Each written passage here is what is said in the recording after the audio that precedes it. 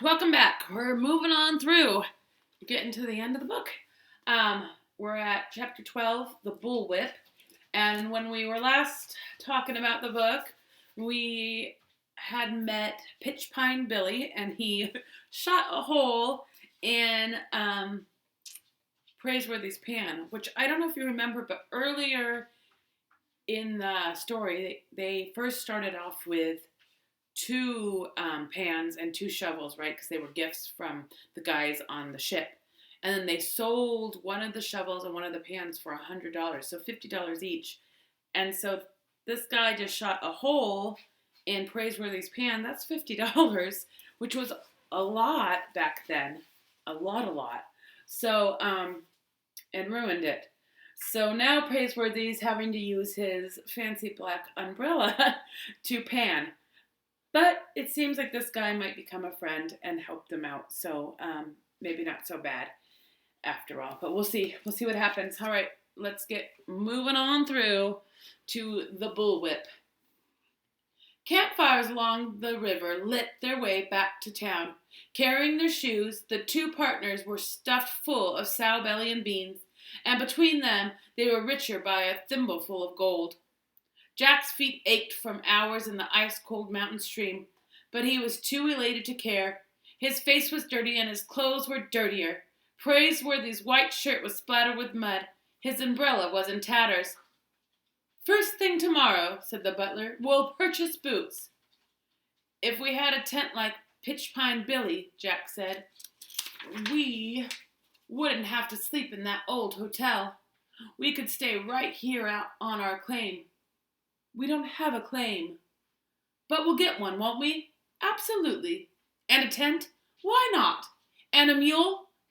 He said we'd need a mule or a burro to go prospecting. "A mountain canary for sure," said Praiseworthy. Jack tried to keep in step with his partner's long stride.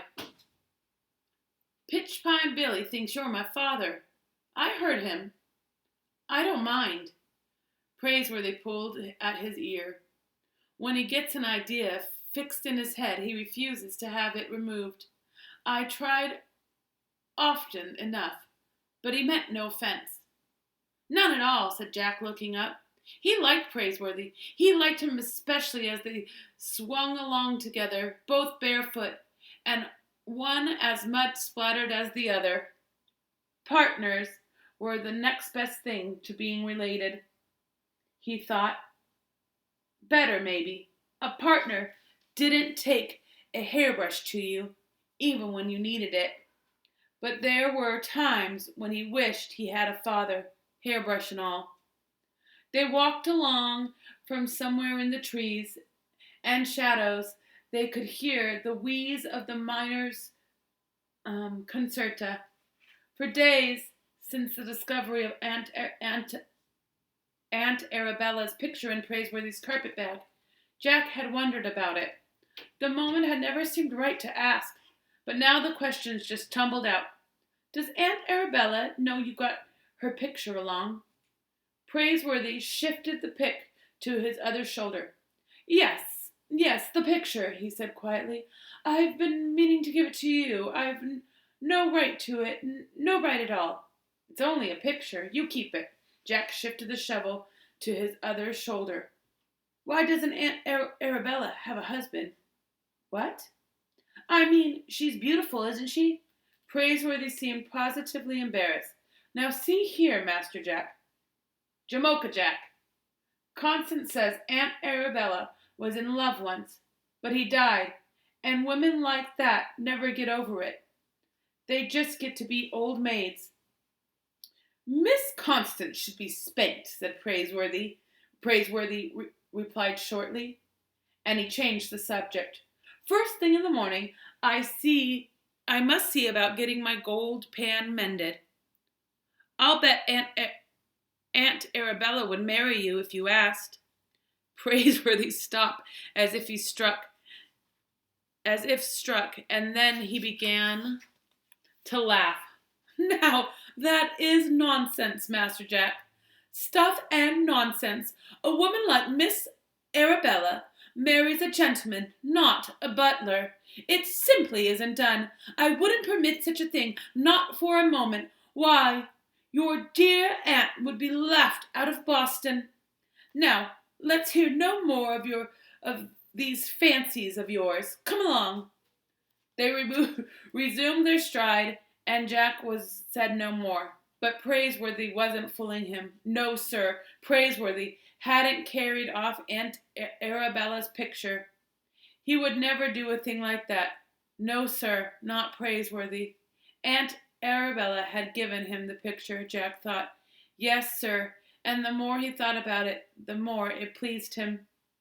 Soon the coal oil lights of Hangtown could be seen through the trees. Praiseworthy stopped to put on his shoes, but Jack just carried his. As they came along the street, the man who sat and whittled stopped whittling. The standing and talking men stopped talking, and the coming and going men stopped coming and going. Jack had a sudden feeling that everyone was staring at them. What's wrong? Didn't they have their heads on straight? And then a voice said, There he is. That's him, all right. Praiseworthy and Jack kept walking. They passed the office and the Cheap John auction store and the general merchandise. A cold feeling was creeping along Jack's neck. Maybe they're looking for somebody to hang, he whispered. Unlikely at this time of night, said Praiseworthy. But he was concerned. The men seemed to be smiling in Hangtown, and that was a bad sign.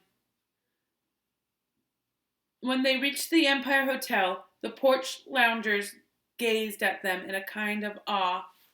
A mutter of voices arose.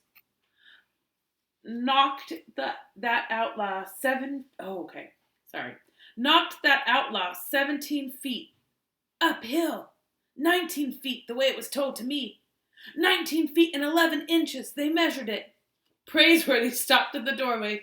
He looked at Jack, who broke into a muddy smile, as if they had been saved from the limb of a tree. And then the butler turned and peered at the whiskered faces grinning in the yellow light from the hotel. A miner lifted the lump of chewing tobacco in his mouth and said, Stranger, you must have a fighting arm like the butt end of a bullwhip. Pleased to have you in our town. Pleased to be here, Praiseworthy said, lowering the pick from his shoulder. But not under false colors. Gentlemen, allow me to explain. Hey, bullwhip, where you and the young'un from? Boston, sir. Gentlemen, our good friend and traveling companion, Mr. Jonas T. Fletcher, appears to have spread a grossly exaggerated account of what happened. You see, hold on. You calling him a liar? No, but, well, did you knock that road gent up the hill or not? Yes, but... The miners began to chuckle, and chewing tobacco was squirting in all directions. They had taken an immediate fancy to Praiseworthy, and one by one they picked up the nickname. How long you stayin', bullwhip? Praiseworthy shouldered the pick. He gave up trying to explain. It seemed to him that every man in the diggings became hard of hearing when he wanted to, and he'd had enough of that for one day. If they preferred a tall tale to the facts, let them have it. Bullwhip, you was there. Exactly how far was it? Praiseworthy gave Jack a passing wink. As long as the citizens of Hangtown were determined to hang a reputation on him, it might as well be the best. Gents, he said, from where I was standing, it looked 23 feet at least. A miner swallowed his cud of tobacco. Oh, be joyful, he uttered. Come along, Jamoka Jack, said Praiseworthy, turning into the hotel. Jack felt a brand new smile cross his face. Yes, sir, bullwhip, he said. All right, so seems like rumors spread really fast out in gold country, right? A lot of the people are traveling and they're taking the stories with them and passing them down. And so now we have Praiseworthy has become Bullwhip, and Jack is Jamocha Jack. And the rumors have spread about Praiseworthy hidden that highwayman when he tried to take Aunt Arabella's picture. And it went from 17 feet to 20 something feet, 23 feet. But that could serve them well, I think. So think about right now what you think is going to happen in chapter 13. It's called A Bushel of Neckties. So keep in your mind right now what you think is going to happen, and then you can go ahead and put it in the comments if you want. But no spoilers, all right? All right, guys. See ya.